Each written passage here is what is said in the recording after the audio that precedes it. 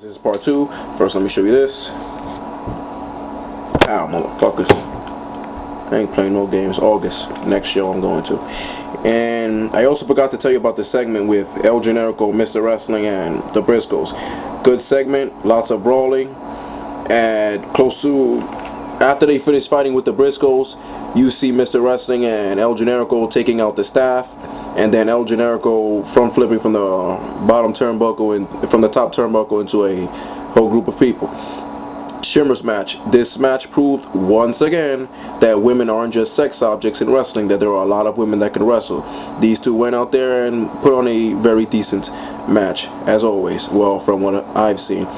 On the side note, Sarah Del Rey, it was Sarah Del Rey versus Daisy Hayes. On the side note, Sarah Del Rey has some huge thighs. I mean, they're like freaking like this. Like if you see her from the waist up, she's kind of skinny, but then down, it's like, I mean, her symmetry is just off. However, I will still fuck the shit out of her. In any event, tag team scramble match. You had the team of Don and Marcos, El Generico and Mr. Wrestling, Irish Airborne, and the team of Adam Pearce and Jimmy Rave. Jimmy Rave had jaw surgery not too long ago. That's why maybe he didn't do too much in this match, and that's why maybe he wasn't the one that was going against Marufuji, because I think they should have replaced him with what's his name, and I said his name in the first video. And I think Jimmy Rave versus Marufuji would have been a way better match. But let's get right down to it. The negatives about this match, I must say, it was way too short, and I hate to say it, but it was a spot fest. However, there was a lot of crazy high flying, especially one from Mr. Wrestling. I mean, he's a huge guy, but he's very athletic, and he can do a lot of flips. But all in all, yeah, this match, it wasn't long enough, and yeah, it was just a spot fest. It should have went at least 15 minutes more, and it could have really showcased their true potential. I really wanted to see more of Irish Airborne. It was my first time seeing it, but I must admit I was very impressed. Roderick Strong versus Delirious, worst match of the night. People were booing here and there, and I hated most of it. However, Roderick Strong did some brutal moves in this match that caught my attention, but it was just too slow, and it just kind of bored the fuck out of me and a whole bunch of people. And I think people were really worried about being on Delirious' side more, and they didn't really care about the match too much other than cheering on Delirious. But again, Roderick Strong did some brutal backbreakers, especially one brutal one where he did the backbreaker to him on the apron. That was insane right there. Before I get to the main event, I was kind of surprised. I met a total of 5 of my subscribers on the show tonight, 2 of which are my friends that I saw them there, and I kind of recognized them. I was like, oh shit. But the other 3, I apologize, guys.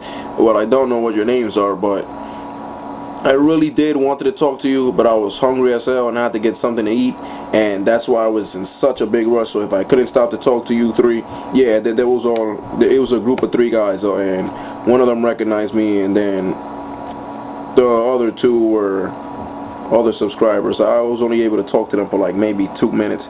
So guys, I apologize that I couldn't talk more, but I was really in a rush. Now let's talk about the main event. Takeshi Morishima and Bryan Danielson versus Nigel McGuinness and Kenta. Every single man got their major high spots in, and their important moves from their move list in. This all in all was a great match, very well-rounded match. You had your martial arts, you had your high flying, you had your mat wrestling and submission holds. This right here was a great match. It had everything in it. What more can I say? One of the major things from this match was Nigel McGuinness jumping from the top turnbuckle into the crowd. That I thought was really cool. And for some odd reason, that rebounding clothesline, he actually botched it. Don't know how. And it didn't look good not once in this match. I've seen this rebounding clothesline, and it looked better at times before. Alright guys, that's pretty much all I can remember. And whenever I go to a show, I'll just try to review it as much as I can. And so Ring of Honor comes back to NYC August the 25th. guys, go and get your tickets now while you can still get them. One more thing I would like to mention is that for this last show, front row tickets at the Manhattan Center website were up to $1,222, and mind you, they were on sale for $60 at first. So that's how valuable they were. And guys, get this pay-per-view because it's worth it. To answer Truth Slayer's question, before specific matches, they stated this match is going to be on the pay-per-view.